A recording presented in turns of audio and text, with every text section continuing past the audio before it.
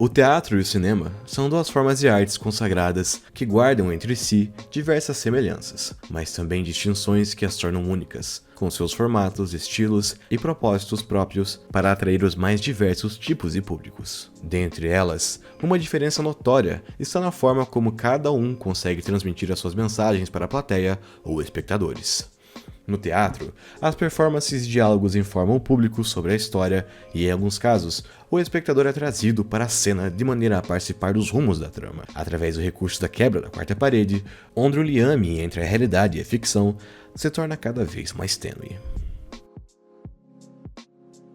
Quanto ao cinema, apesar de alguns desses elementos se fazerem presentes, o fato da obra ser menos participativa em relação à plateia permite maior controle aos realizadores sobre o uso dos recursos audiovisuais para contar uma história. Dessa forma, diretores de cinema são capazes de criar uma representação de interações humanas genuínas, com a plateia agindo apenas como meros observadores, vendo o decorrer da vida de outros indivíduos e sem poder decidir seus rumos, mas apenas sentir e refletir sobre o que está sendo mostrado em tela. Graças a isso, o cinema conseguiu representar universos fantásticos e surreais, mas também situações e eventos verossímeis e realistas, capazes de gerar identificação com o público e despertar as mais diversas emoções, desde as mais positivas, como alegria e satisfação, até as mais intensas, como revolta e tristeza. Exemplares cinematográficos com o poder de comover o público existem dos mais diversos ao longo de mais de 100 anos da sétima arte. Mas um título recente merece destaque por ter conseguido causar um impacto devastador em seus espectadores, mesmo com um enredo simples em sua estrutura e uma escala modesta de produção: O Quarto de Jack. Adaptado do livro homônimo de Emma Donoghue, o filme foi concebido a partir da própria autora, que, enxergando o potencial da história para o cinema, escreveu ela mesma um roteiro para ser transformado em longa-metragem. Muitos estúdios se mostraram interessados no projeto, mas somente quando o diretor Lenny Abrahamson enviou uma carta para a autora elogiando seu livro, que a adaptação para os cinemas tomou seus primeiros passos.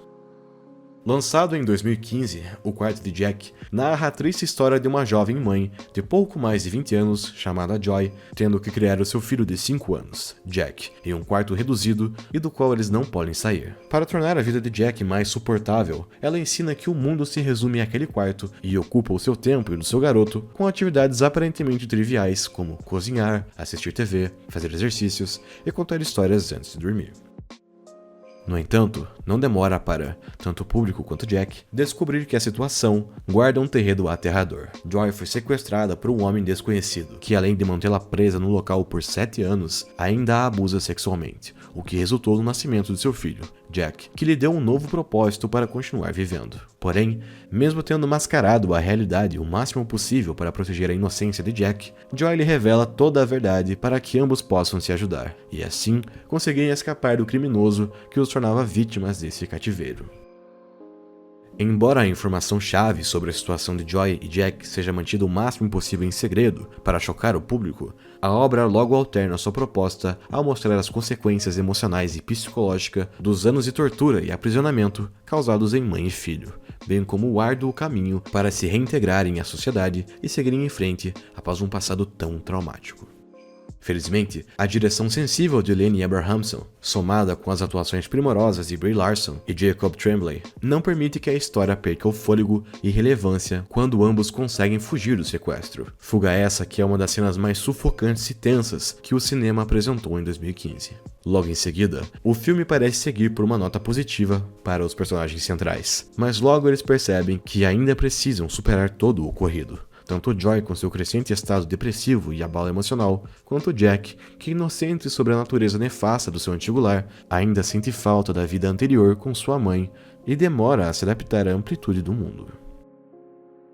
Acompanhar a jornada de ambos desperta angústia, esperança, tristeza e principalmente revolta, ainda mais quando levamos em conta que o crime de sequestro ainda é uma realidade lamentável e que diante de casos famosos que vieram à tona, se mostram ainda mais aterradores do que a já trágica história narrada pelo filme e pela obra literária.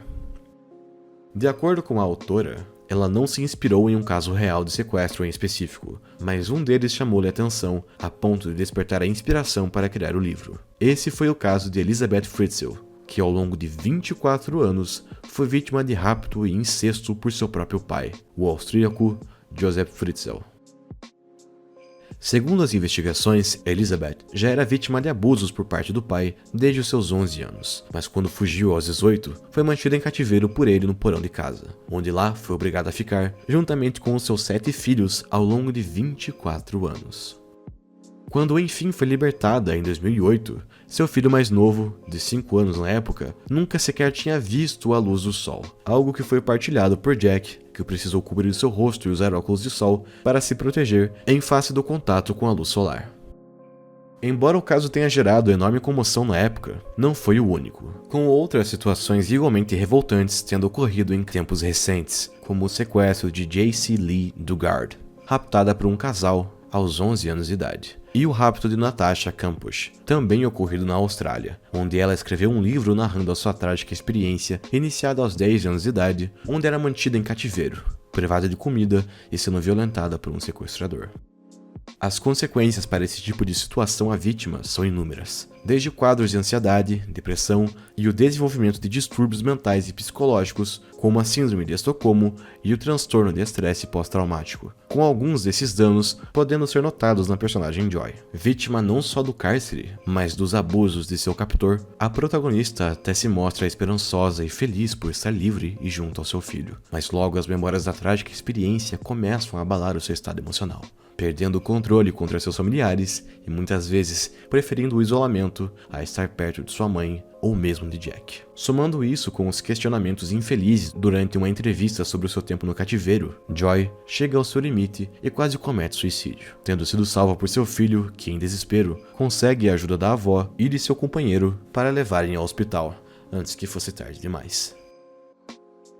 Enquanto acompanhamos a gradativa adaptação de Jack em sua nova vida, o garoto ainda permite que sua avó corte seu cabelo para presentear sua mãe, como um símbolo de força para que ela não desista. Graças a isso e a todo o acompanhamento médico pelo qual passou, Joy enfim estava preparada para seguir com sua vida, juntamente com Jack, algo que é simbolizado não apenas pelos momentos que ambos partilham, mas principalmente com o retorno de ambos para o quarto, onde Jack percebe que ele não é mais o mesmo quando a porta está aberta e se despede definitivamente do local que um dia chamou de lar, indo embora com sua mãe para seguirem uma nova vida. Com todo o exposto, O Quarto de Jack é um drama pesaroso que, ao narrar uma história inacreditável e revoltante, mas de maneira ponderada e sem extremismos, nos leva em uma montanha russa de emoções, onde mesmo com uma mensagem esperançosa sobre superar traumas e seguir em frente, não deixa de ser um retrato de uma realidade trágica e preocupante que, quando explorada mais a fundo, se mostra ainda mais assustadora do que a ficção. A obra literária de Emma Dunaway e a adaptação feita por Lenny Abrahamson merecem todos os créditos, premiações e reconhecimento que tiveram em seu lançamento, com o livro sendo premiado em diversos eventos na Inglaterra, enquanto o filme foi alçado ao posto de um dos maiores do ano, recebendo inúmeras indicações, com a atriz Brie Larson sendo premiada com o Oscar de melhor atriz. Para além do seu valor artístico e reconhecimento, O Quarto de Jack ainda exerce uma importante obrigação social ao nos mostrar o terror que muitas mulheres e crianças ainda sofrem ao serem mantidas em cativeiro e sujeitas aos mais diversos tipos de abusos. A menos que façamos vista grossa e denunciemos esse crime tão atroz, mais inocentes serão privados de dois dos direitos mais fundamentais para todo e qualquer indivíduo: a liberdade e a dignidade da pessoa humana.